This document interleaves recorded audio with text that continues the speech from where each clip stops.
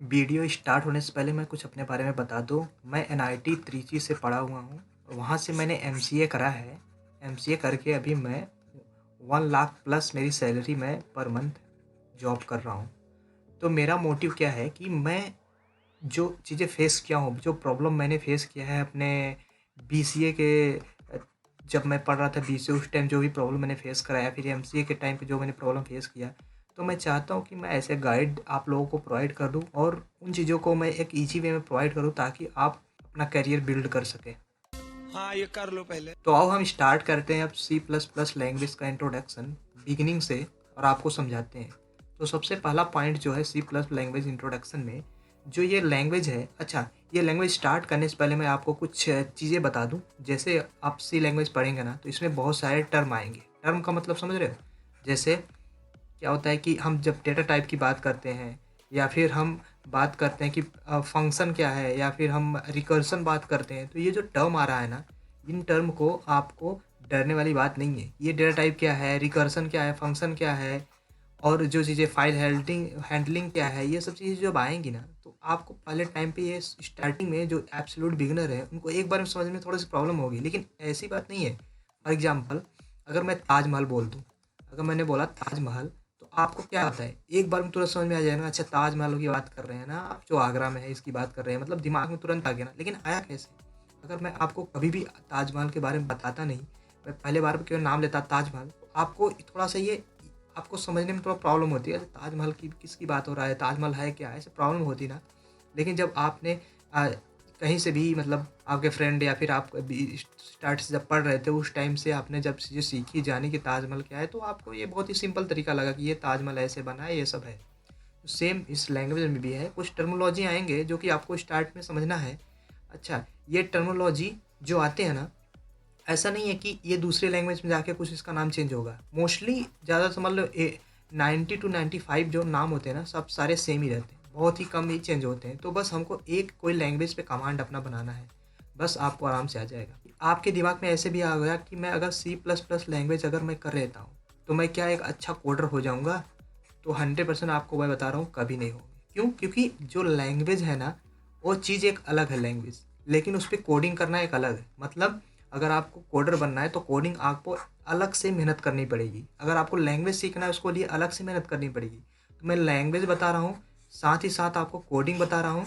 मैं उतना कोडिंग बता दूंगा ताकि आपका एक खुद का लॉजिक बिल्ड करने का तरीका पता हो जाए, तो आप चीज़ों को धीरे धीरे कोडिंग करने शुरू कर देंगे। तो मैं उस लेवल तक का आपको बता दूंगा कोडिंग करने के लिए। दूसरी बात ये है कि आपको ऐसा लगता है अगर मैं सी प्लस प्लस लैंग्वेज कर लूँ तो मैं क्या, जैसे कोई गेम बना सकता हूँ या फिर मैं इसका सी प्लस प्लस लैंग्वेज का यूज़ करके कोई वेबसाइट बना सकता हूँ, या फिर क्या इसी language C plus plus language use करके मैं डेस्कटॉप एप्लीकेशन बना सकता हूँ।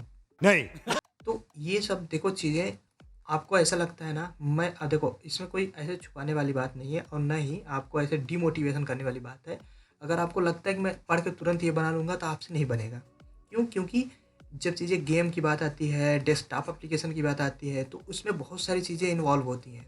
तो आपको ऐसे भी नहीं कि आप नहीं बना सकते हैं, लेकिन ये है कि आपको एक बार पढ़ के ये सब नहीं बना सकते।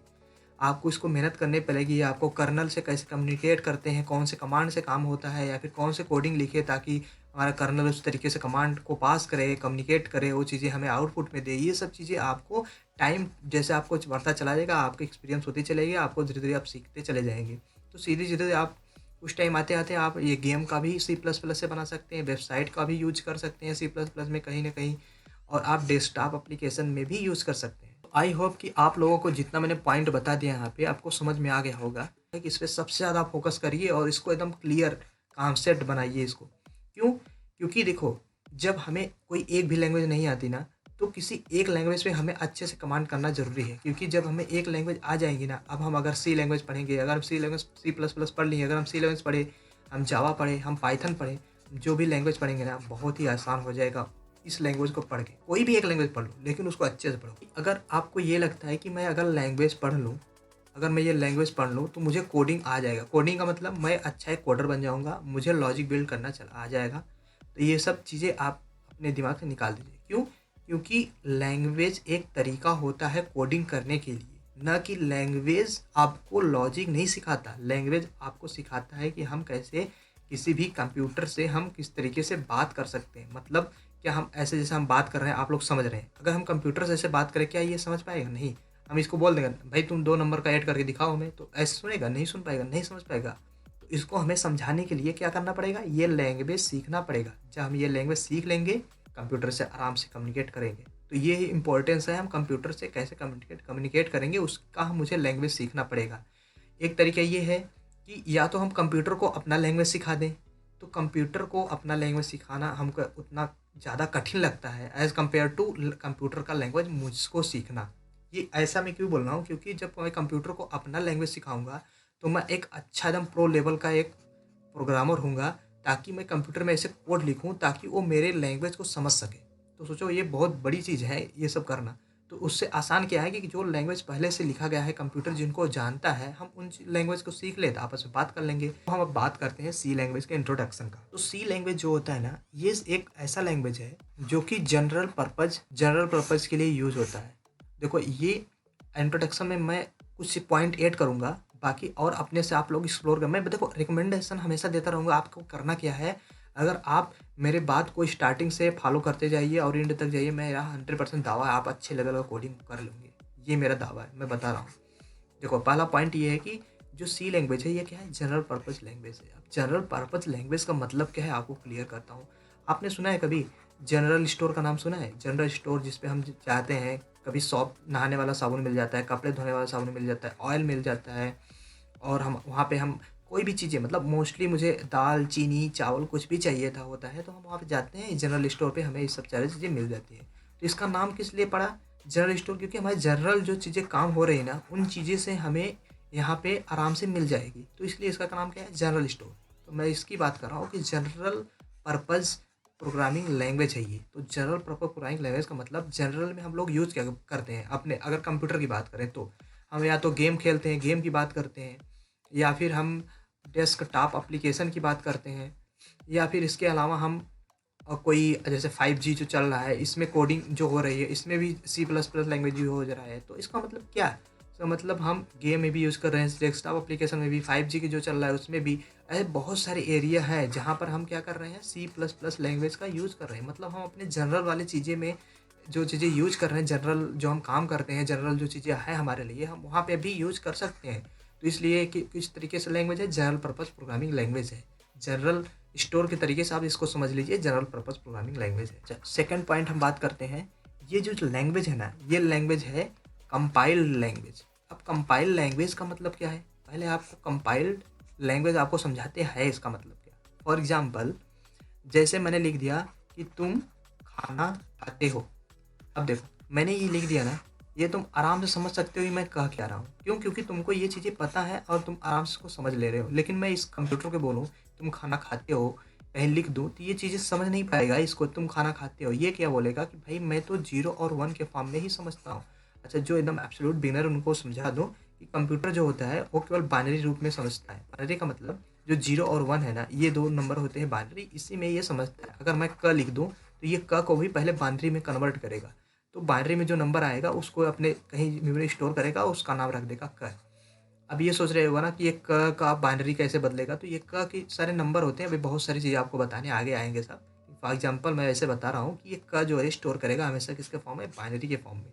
तो जब ये बता रहा था कि कंपाइल लैंग्वेज क्या है, तो यहाँ पर आप समझ रहे हो कि मैं तुम खाना खाते हो जब ने बोला तो आप इसको समझ गए, लेकिन कंप्यूटर नहीं समझा। तो कंप्यूटर को समझाने के लिए इन चीज़ों को मैं पहले बाइनरी में बताऊंगा, बाइनरी में बना दूं तो ये चीज़ें आराम से समझ जाएगा। बाइनरी में बदलने के लिए कोई एक होना चाहिए ना बीच में। कौन बाइनरी में बदलेगा भाई? कौन? मतलब कुछ तो होना चाहिए ना बीच में। तो इसके बीच में एक होता है क्या? कंपाइलर, या फिर होता है क्या? इंटरप्रेटर। तो कंपाइलर इंटरप्रेटर का काम क्या होता है? इन जो सोर्स कोड है इसको बाइनरी में कन्वर्ट करके इस मशीन को उस बाइनरी को प्रोवाइड करना, ताकि ये मशीन समझ सके कि तुम लिख रहे हो तुम खाना खाते हो। तो ये जब इसमें कन्वर्ट करके इसको दे देगा तो ये कंप्यूटर समझ जाएगा, अच्छा इस बात को तुमने लिखा है। तो जब ये इसको कन्वर्ट करके इसको देने में इतने सारे टाइम ले रहा है ना, तो जब ये टाइम ले रहा है तो टाइम न लेने का कोई दूसरा उपाय क्या है कि हम ऐसे लैंग्वेज को डेवलप कर ले जो कि पहले से कंपाइल्ड लैंग्वेज है। हम उसको कंपाइल ना करें, वो सब चीज़ें कंपाइल पहले से हो। तो हम जब कोड लिखते हैं इसमें ना, कोई भी कोड लिखेंगे हम यहाँ पे, तो कोड हमेशा क्या होता है, कंपाइल्ड लैंग्वेज होता है, क्या, सी प्लस प्लस। तो जब हम डायरेक्ट कर्नल से ही बात करते हैं, मतलब जो ऑपरेटिंग सिस्टम हमारा है ना, इसको हम डायरेक्ट कोड दे देते हैं और डायरेक्ट उसको रन करके एग्जीक्यूट कर देता है। तो ये इसकी वजह से जो कंपाइल लैंग्वेज है, ये C plus plus fast language हो जाता है। जब हम बात करते हैं ना स्लो लैंग्वेज है, फास्ट लैंग्वेज है, तो इसका एक फैक्टर ये भी है कि ये फास्ट लैंग्वेज का रीज़न है, ये कंपाइल लैंग्वेज है। आई होप कि ये समझ गए होगे कंपाइल लैंग्वेज क्यों है। देखो, फोर्थ पॉइंट मैं ऐड करना चाहूँगा, ये जो सी प्लस प्लस लैंग्वेज होता है ना, ये होता है क्या, एक समझ लो, ये एक है लो लैंग्वेज, एक है हाई लैंग्वेज। तो जो लो लैंग्वेज और हाई लैंग्वेज है, इन दोनों के ये बीच का होता है। बीच का मतलब कुछ प्रॉपर्टी जो है लो लैंग्वेज के लिए है, कुछ प्रॉपर्टी जो है हाई लैंग्वेज के लिए है, उसको मिक्स करके आपस में बनाया है सी प्लस प्लस लैंग्वेज। आपको एक प्रॉब्लम होगी, ये लो लैंग्वेज का मतलब क्या है, हाई लैंग्वेज मतलब क्या है, आओ बताते हैं। देखो, ये लो लैंग्वेज का मतलब ये है ऐसा लैंग्वेज जो कि मैं न समझ पाऊँ। मैं का मतलब कि कोई भी न समझ पाए। जो हम ह्यूमन है ना, हम जो ह्यूमन है, हम इन चीज़ों को समझ ही नहीं पाए। समझने का मतलब समझ रहे हो, कि जैसे मान लो मैंने ए प्लस बी मैंने जोड़ना चाहे, मैं इसको रन करना चाहता हूँ, ए में 2 है, बी में क्या है 7 है, तो आएगा 9।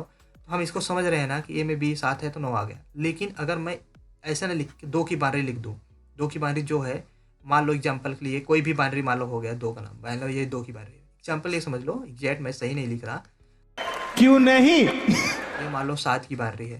तो अगर ये आ गया, इसका आंसर कुछ ऐसे आ गया, तो सोचो ये कितना टफ हो जाएगा हमको समझना। पहले बाइनरी को समझो, फिर ऐड करो, फिर इसको समझो, ऐड करो, फिर इक्वल टू का भी कोई बाइनरी होगा, फिर यहाँ भी उसका बाइनरी लिखा होगा, फिर उसको समझो, फिर ये समझो। तो जो कितनी प्रॉब्लम हो जाएगी समझने में लिए। तो ये जो लैंग्वेज केवल समझता कौन है, कंप्यूटर समझता है। तो ये बहुत पहले कोबोल लैंग्वेज, बी लैंग्वेज, ऐसे बहुत सारे लैंग्वेज तो उनमें यूज होता था ये, लेकिन अभी ये यूज में नहीं है मोस्टली। ये लैंग्वेज अब तो ज़्यादातर मुझे नहीं लग रहा कि यूज कोई कर रहा होगा। तो ये लैंग्वेज कौन से आते हैं, लो लैंग्वेज। अभी हाई लैंग्वेज क्या है, फॉर एग्जांपल अगर मैं पाइथन की बात करूँ, पाइथन में मैं हम लोग प्रिंट करने के लिए क्या बोलते हैं, प्रिंट अपना नाम लिख दो। मान लो मेरा नाम क्या है, राजू मान लो मेरा नाम है, वैसे है नहीं, लेकिन ठीक है समझ लो ये। तो राजू मैंने प्रिंट कर दिया, तो मुझे समझ में आ गया प्रिंट करने के लिए कोई भी चीज़ मैं प्रिंट लिखता हूँ राजू, मतलब इतना आसान है ना समझना। तो ये जो समझना मेन को अच्छे से समझ में आ जाए चीज़ें, वो क्या है, हाई लेवल लैंग्वेज है। एडवांस लेवल की कंपनी, मान लो अमेज़न आ गई, फ्लिपकार्ट आ गया, या फिर माइक्रोसॉफ्ट आ गई, तो आप लोग समझ लीजिए ये सब चीज़ें नहीं पूछेगी कि तुम प्रॉपर्टी बताओ सी प्लस प्लस लैंग्वेज का, या फिर डिफरेंस बताओ C and C plus plus language, ये 100% नहीं पूछेंगी। लेकिन आपको कंफर्टेबल करने के लिए, जैसे स्टार्टिंग में ना स्टूडेंट जो होते हैं काफ़ी डरे रहते हैं कि कैसे मैं बताऊँ कुछ, मतलब मोस्टली ऐसे होते हैं, 90% समझ लो ऐसे ही होते हैं, डरते हैं पहले क्वेश्चन को आंसर देना। तो ये लोग कंफर्टेबल के लिए पहले सिंपल क्वेश्चन से पूछ लेते हैं, बता दो सी सी प्लस प्लस में जो डिफरेंस जो बता दो, या फिर सी प्लस प्लस लैंग्वेज का जो है प्रॉपर्टी बता दो। जैसे मैंने एक्सप्लेन कर रहा हूँ अभी कि इंट्रोडक्शन में कैसे क्या है सी लैंग्वेज का, सी प्लस प्लस लैंग्वेज का। तो अगर सोच लो आपको यही चीज़ें नहीं पता रहेगी, तो उस टाइम आपका पहला ही क्वेश्चन आपका इम्पैक्ट कितना बुरा जाएगा, तो ख़राब जाएगा ना। तो यही इसीलिए रिकमेंडेशन है, ये चीज़ें कर लो। और ये सब कंपनी में तो बस ये थोड़ा सा धड़कन खोलने के लिए करते हैं, लेकिन जो मिडिल लेवल है, जैसे मान लो 10 लाख 15 लाख के बीच वाली जो कंपनी आती है ना, तो ये लोग जानना चाहती है प्रॉपर्टी आप सी प्लस प्लस लैंग्वेज को बताओ, सी लैंग्वेज से हम क्या बना सकते हैं, सी प्लस लैंग्वेज से क्या बना सकते हैं, इन दोनों में डिफरेंस क्या बताओ। ये मतलब जानना चाहते हैं कि तुम्हें ये सब चीज़ें आनी चाहिए। तो ये जो मैं बता रहा हूँ ना, इसको चीज़ों को हल्के में मत लो। जब तुम्हें इंटरव्यू दोगे ना, मैं देखो, मैं जो चीज़ें पढ़ा रहा हूँ, मैंने वो चीज़ें फेस किया है, मैंने वो चीज़ें जाना है, तो मुझे खुद पता है वो चीज़ें कि क्या है क्या नहीं है, कैसे पढ़ना है, क्या छोड़ना है, क्या करना है। तो इसलिए जो भी मैं बता रहा हूँ ना, एक प्लेसमेंट के तौर पे मैं चीज़ों को सब कुछ लेकर चल रहा हूँ। तो आप उसको भी उस हिसाब से तैयारी करते रहिए, ताकि जब आप इन सब चीज़ों को अभी से कर लोगे, तो बाद में आपको इतनी परेशानी नहीं आएगी प्लेसमेंट के टाइम। तो केस सेंसिटिव होता है क्या, सी प्लस प्लस लैंग्वेज। अभी ये आपको थोड़ा समझ में नहीं आया होगा कि ये केस सेंसिटिव का मतलब क्या है, ये केस सेंसिटिव का मतलब क्या है। तो देखो आओ बताते हैं।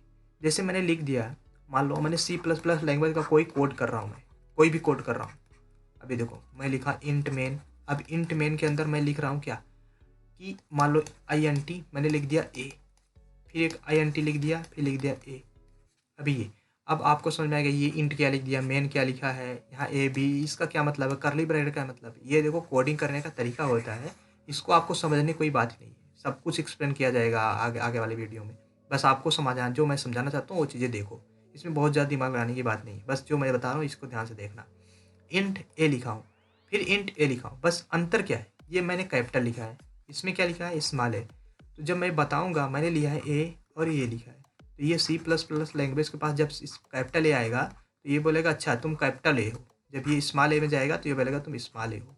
इसका मतलब सी प्लस प्लस लैंग्वेज ये बोलता है कि भाई तुम जो कैपिटल ए हो तुम अलग हो, और जो स्मॉल ए है तुम अलग हो।